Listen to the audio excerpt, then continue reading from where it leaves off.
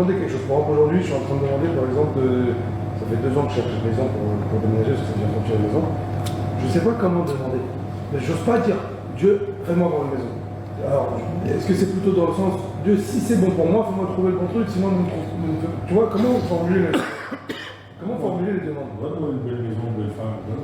Non, mais est-ce que je dois demander en mode route pas, genre, je veux ça, et même si c'est pas bon pour moi, quoi? Non, il faut avoir une tenue quand tu demandes. C'est-à-dire comment? Je vais t'expliquer. Je vais te raconter une histoire avec Rabbi Israël Cordonneur. Je l'ai déjà raconté.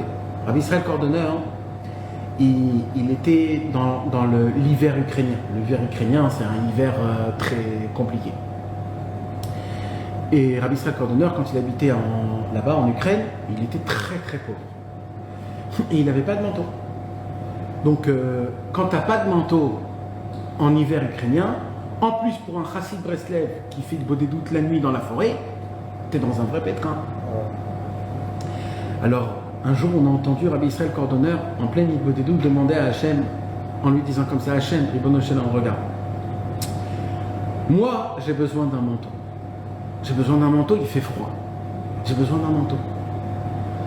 Si toi, tu crois que j'ai pas besoin de manteau, je suis mécabel. Mais il faut que tu me fasses rentrer dans ma tête. Il faut que je le comprenne que j'ai pas besoin.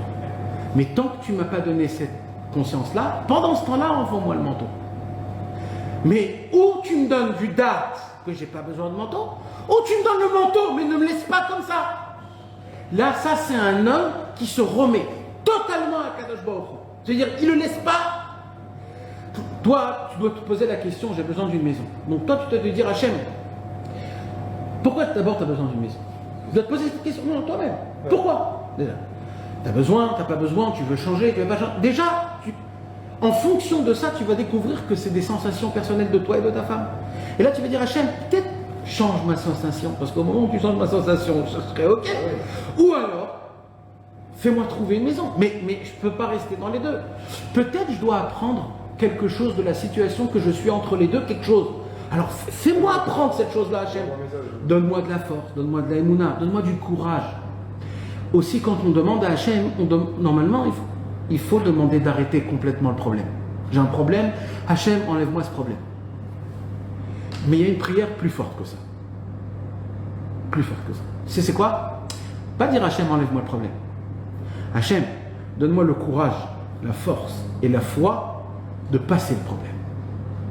De rentrer dedans et d'en sortir. Avec toi.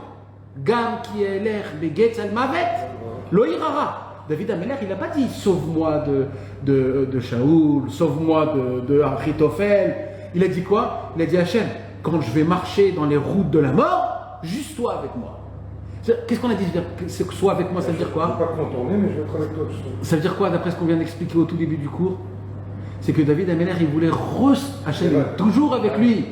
Toujours il est avec nous, Hachem. Alors c'est quoi qu'on a expliqué tout à l'heure? De ressentir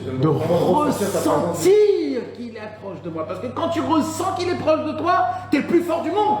Alors, donc encore, tu comprends, c'est quoi la prière? La prière, c'est donne-moi de la force, du courage et de la foi pour rentrer.